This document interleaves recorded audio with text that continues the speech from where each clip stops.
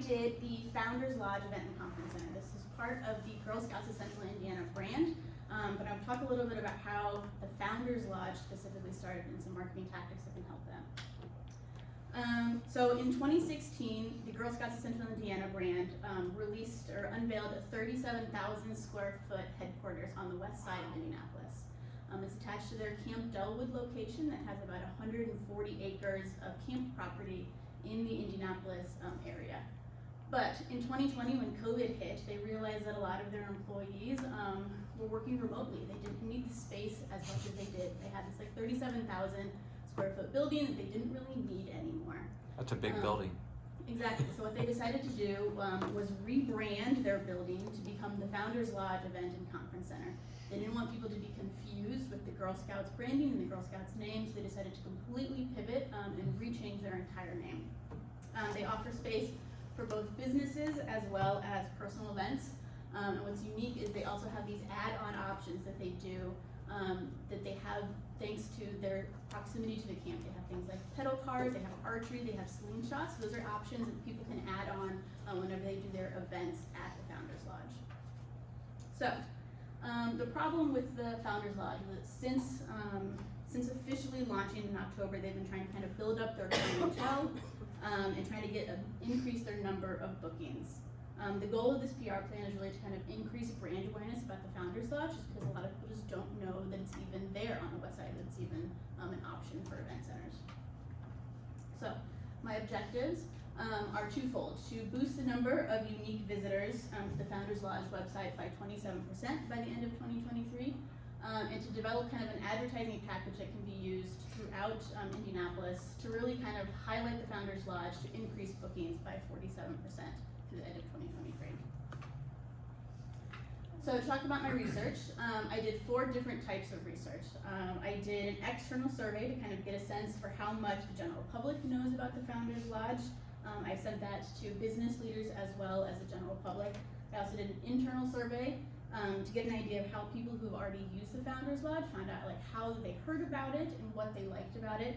I also did kind of internet research just to see how the Founders Lodge stacks up against all the other event and conference center spaces that are in the Indianapolis area, as well as website analytics. I had the Founders Lodge web manager send me their analytics for their website so I can see specifically what's going on the back end.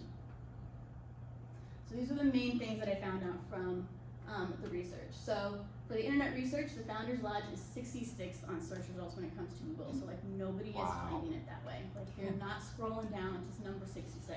Nope.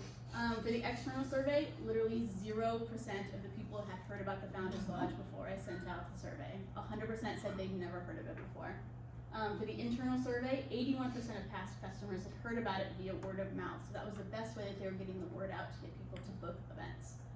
In website analytics, I found that only 19% of their website traffic is organic search. That should be closer to like 50 to 53%, so that was very low. So now let's get into strategies and tactics. I kind of grouped them together in 4 different ways. I'm talking website updates, advertising, social media, and email marketing. So let's get into them. The first one is to maximize their SEO upgrades. So what this means is they need to start using relevant keywords in the content of their website, using those short, long, and medium keywords to kind of boost Founders Lodge website higher when it comes to those search engine bots.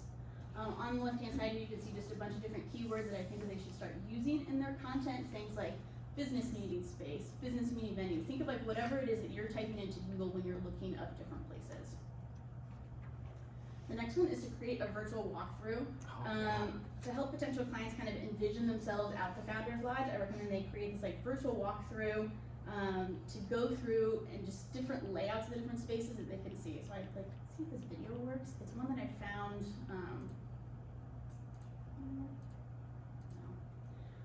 It's from an event space in Australia actually. Like they have a quick video, it's only like a minute long, and they just like quickly like drone through kind of the different areas so they can see exactly how the layout works and people can envision their layout and their event there. The next one is to produce some quick videos of the add-on options. 88% of the people who responded in the survey said that they would love to do these add-on options, but they don't really talk about them on the website. Over here on the left-hand side is like the small little images that they have on the website, and that is all that they talk about. So I think they should do like these 15, 30-second like quick TikTok-esque videos that they highlight on their website so that people can see kind of like the fun and exciting things that they can do, like air riflery, pedal cars, and archery. I had a video here. Slingshots. I want to go have a slingshot each other. Boom, that'd be fun. I don't know if this video's gonna work, but it's just kind of like a quick, like 15, 30-second video, really quick and fast paced to get them excited about what those add-on options are. That's fun. The next one is to start connecting with event listing sites. When you think of places like Visit Indy or Yelp, or if you've ever planned a wedding, there are like the Knot and Wedding Wire, things like that. These are like these aggregate sites that have a list of different event venues kind of broken down by things like space and logistics and pricing. Founders Lodge is only on one of these, and there are at least half a dozen just for the Indianapolis area that they could be on, so I recommend that they start getting on these. It's like free advertising for them. My philanthropic tactic is to host events for charities and nonprofits that are focused on local businesses. From the internal survey, we saw that if people get into the space, they love it, but they don't know anything about it. So the best way to do that is to get them on board through a free event that they host for local nonprofits. In the final presentation, I gave like 6 or 7 different options of different nonprofits they can reach out to get in contact with. All right, for my guerrilla marketing campaign, to really kind of highlight, the pedal cars and the add-on options, I think that they should ride pedal cars around the Indiana Convention Center during a business conference. Specifically, each May, the Convention Center hosts the Best Places to Work in Indiana Awards, and more than 1,500 business leaders attend. So what I think they should do is they have 6 total pedal cars. They should have employees riding them around on the sidewalk with these clip-on feather flags that, like I show here, that says like ride these at your next business meeting at the Founders Lodge, and hand out different flyers to all 1,500 people who are there. They can also then, on the flyer, give like a 10 to 15% discount for anybody then books their event thanks to this. That's a fun guerrilla tactic. Yeah.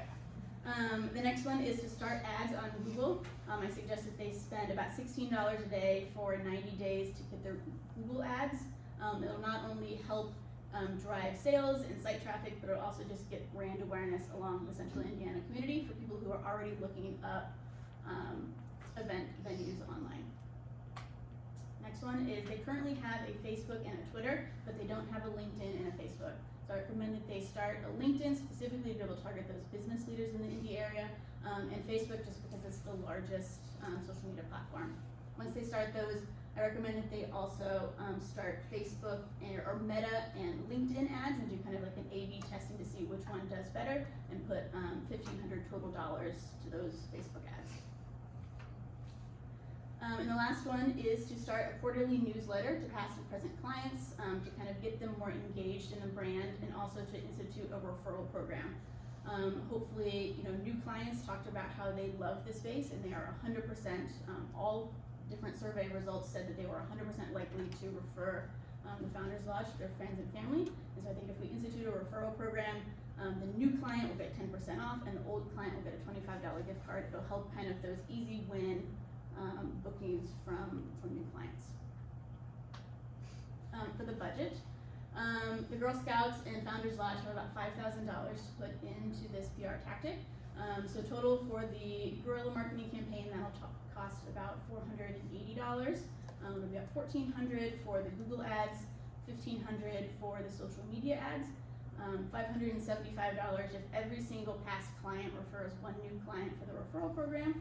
I added in $750 for staff labor because of a couple different tactics would require hourly employees to work, and then $255 for just miscellaneous expenses. Timeline is very long. Most of the tactics can be completed within 90 days, but the guerrilla marketing campaign happens only in May, and I didn't think they'd be ready by this May, so that goes into the next year. That's it. Any questions? All right, 9 minutes and 46 seconds. Nice. 9:46. So I have a question. So do they have a staff person with the Girl Scouts that can execute this and is going to execute this? Yep, they have an event cool. manager whose only job it is to basically book events at the. Oh, so she's her own marketing and events manager person. Yeah, because it just seems like just nobody knows. I mean, it's beautiful. It looks nice. I like the add-on things. I love the pedal cars. I mean, why wouldn't you want to go and have an employee motivation there and, woo, let's eat tacos and ride pedal cars. Yeah. I mean, yeah. Wow. So I know it's like kind of connected to their campsite. Are they able to do like the actual camping, or is it just like the day, like? They could do camping. They have, like I said, 140 acres that they could do camping on. They try to, it'd have to be during a time when like Girl Scouts camp is not going on, but for 9 months out of the year, that's not the case. So yeah, they could definitely do that as well. So they have little cabins and stuff, and like, oh, we want to go do a weekend retreat. Oh, this place even better. Yeah. Yeah. Where is it located? It's at like 21st and Girls School Road, so like right across from like Ben Davis High School. It's attached to Delwood. Camp Girl Delwood. Scout camp. Yeah. So, speaking of Girl Scouts, have they reached out internally to all of the Girl Scout families? They have done that. They send out email communications. They also put it on their own, so like the Girl Scout social media sites as well. So yeah, they do. Not as often and probably not as much as they should. But apparently only current ones, because I didn't get anything. Probably only current ones. Okay, just like from the event side of it, since it is like a Girl Scout camp technically, are there any like restrictions for like having like alcohol or like certain types of music or like anything like that on site? No, there is not. They went in when this originally opened into the bylaws and made sure that the CEO of Girl Scouts has the right to be able to say yes, they can have alcohol on the property for certain events. And so alcohol is allowed for all Founders Lodge events. Same thing with music. They just make sure that they have like security on premise if things get too big or there's too many people. But yeah. And we're gonna have a big party. Yeah. Any other questions? Thanks, guys. Thank you. Thank you. Thank you.